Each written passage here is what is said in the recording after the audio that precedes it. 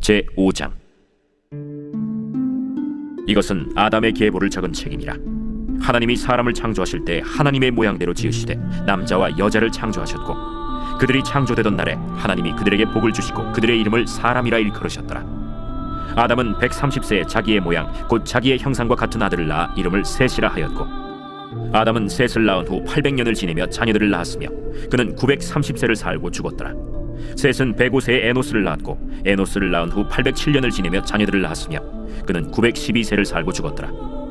에노스는 90세에 게난을 낳았고, 게난을 낳은 후 815년을 지내며 자녀들을 낳았으며 그는 905세를 살고 죽었더라. 게난은 70세에 마할랄레를 낳았고, 마할랄레를 낳은 후 840년을 지내며 자녀들을 낳았으며 그는 910세를 살고 죽었더라.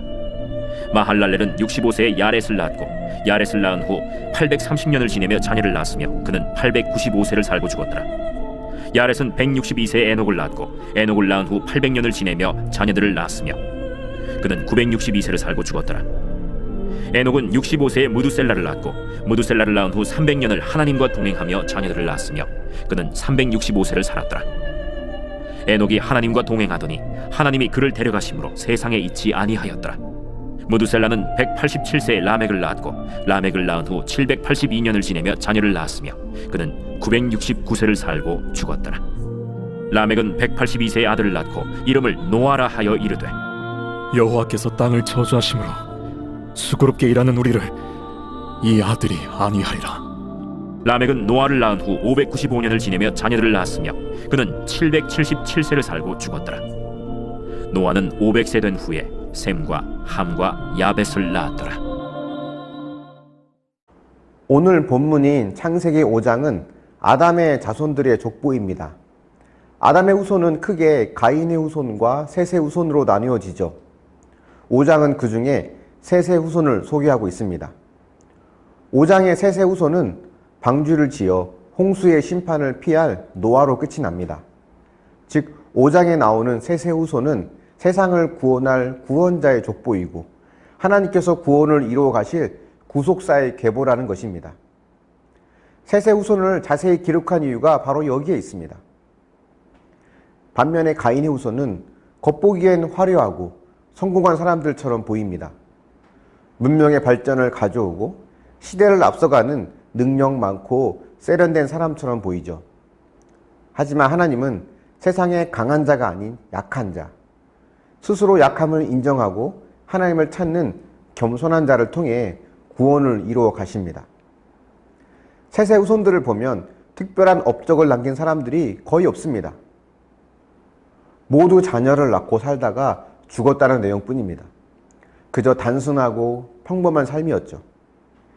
특별하지 않았기 때문에 세상은 주목하지 않았을지 몰라도 하나님은 평범한 인생 속에 함께 해주심을 우리는 기억해야 합니다. 묵묵히 믿음을 지키면서 살아온 자들, 신앙의 유산을 이어가는 믿음의 사람들, 그들이 진정 하나님 나라의 주인공들이었습니다. 셋의 후손들을 보면 그 중에 특별한 사람 하나가 눈에 띕니다. 바로 에녹인데요.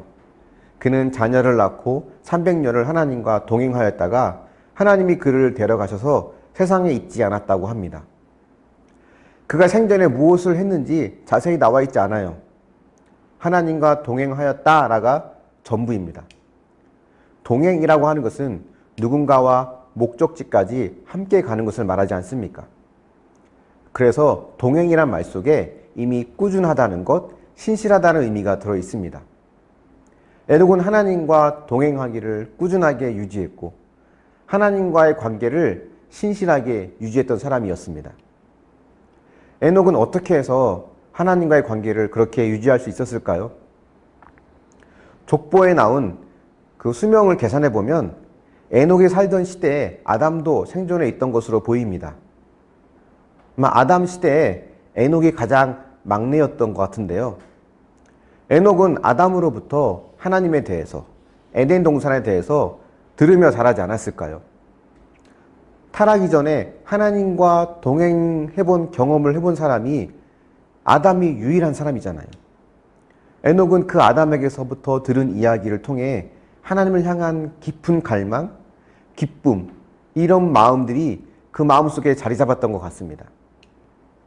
에녹에게 있어서 가장 큰 갈망은 그 하나님과 함께하는 것이었고 그 하나님을 더 잘 아는 것이었습니다. 하나님 외에 다른 것은 그의 마음에 들지 않았습니다. 그런 마음으로 에녹은 하나님과 동행할 수 있었죠. 그리고 하나님은 그런 에녹을 데려가셨습니다. 저와 여러분에게도 하나님을 향한 이런 갈망과 사모하는 마음이 샘솟듯이 일어나기를 바랍니다. 하나님을 아는 것, 그를 기뻐하는 것이 저와 여러분에게 가장 큰 힘이 되어서 세상의 유혹에 흔들리지 않는 자가 될 수 있길 바랍니다. 그것이 이 땅에서 하나님과 동행하는 것임을 우리는 알아야 합니다. 5장의 족보에 나온 셋의 후손들이 평범한 인생을 살았다고 해서 그들에게 고난이 없었다라는 것을 뜻하지 않습니다. 노아의 아버지 라멕은 180세의 아들을 낳았는데요. 다른 사람들이 60세나 또 혹은 90세 사이에 자녀를 낳았던 것에 비하면 아주 어렵게 자녀를 가진 것으로 보입니다. 그래서 그런지 라멕은 아들을 낳고 그 이름을 하나님의 위로라는 뜻의 노아라고 짓습니다. 믿는 자의 삶은 이런 것 같아요. 살면서 때론 원치 않는 고통과 고난을 겪지만 그때마다 하나님께서 주시는 위로를 힘입어서 하루하루 살아가는 삶입니다. 저와 여러분, 우리 모두 영적으로 셋의 후손들이죠. 구속사의 계보를 이어갈 자들입니다. 우리는 그렇게 주님과 동행하며 또 고난 속에서도 위로를 주시는 하나님을 의지하고 또 내 다음 세대에 이 신앙의 유산, 믿음의 유산이 이어져 가기를 또 기도하면서 하나님 안에 믿음을 굳건히 세워가는 저와 여러분, 우리 모두가 되기를 예수님의 이름으로 축원합니다. 묵상해 보십시오. 평범하더라도 믿음을 지키며 신앙의 유산을 이어가기를 갈망하십니까? 아니면 가인의 후손처럼 내 힘으로 영광과 능력을 얻기를 원하십니까? 원치 않았던 고난과 아픔 속에서 하나님께서 위로하여 주셨던 경험은 무엇이 있었습니까? 기도하겠습니다. 사랑의 하나님, 오늘 5장에 나와 있는 셋의 후손들을 보면 주목할 만한 것도 특별한 것도 없어 보입니다. 하지만 그렇게 평범한 그들의 인생 속에 하나님이 함께 하셨고 그들이 묵묵히 믿음을 지키며 또 신앙의 유산을 이어가며 영적 자녀를 낳아가는 그 삶 속에서 하나님의 놀라운 구원의 역사가 이루어가심을 보며 우리 역시 그러한 구속사의 계보를 잇는 삶을 살기를 원합니다. 우리에게 은혜를 더하시고 믿음을 더하여 주셔서 화려한 가인과 같은 자의 삶을 부러워하는 것이 아니라 비록 화려하지 않더라도 하나님과 동행하는 기쁨을 갈망하고 바라는 믿음의 사람이 되게 하여 주시옵소서.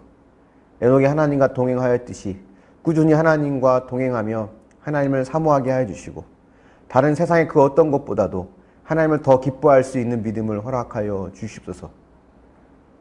또 노아의 아버지 라멕에게 주신 위로처럼 때론 우리가 삶 가운데 겪는 고통과 아픔 속에서 하나님을 바라볼 때 하나님 외면하지 마시고 따뜻한 위로로 힘을 더하여 주셔서 하나님의 사랑으로 하루하루 기쁨으로 살아갈 수 있도록 인도하여 주시옵소서. 감사드리며 예수님의 이름으로 기도합니다. 아멘.